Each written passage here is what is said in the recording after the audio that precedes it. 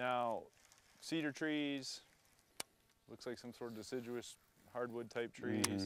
Cedars and oaks, probably what we mostly have in here. And cedars, which do you have a preference for catching fish out of?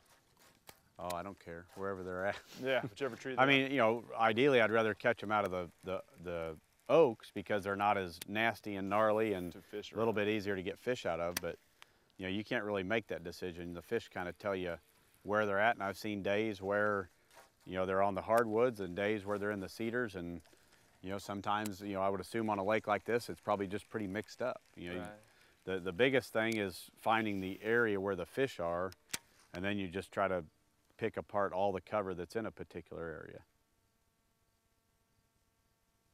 But I mean, those cedar trees like that, some of them, you know, a cedar tree like that is almost too thick.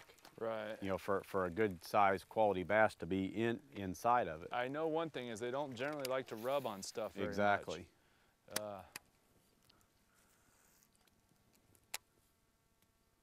It's funny, some of the lakes we go to, you give anything for just some type of cover, and then you come to a lake like this where there's almost too much cover. Now, would you try to get to that big pole up there in that 6-foot depth range? Yeah, no, I mean, it definitely, that is something we need to look at. That to me says that we go in there and drop your jig straight down between those two trees right there and it's bit. Yeah, especially those big pole timber like that. Yeah, with the bushes all around them and in that depth range. I'm just still in shock that I'm looking at a lake in Kansas that's all rock like this.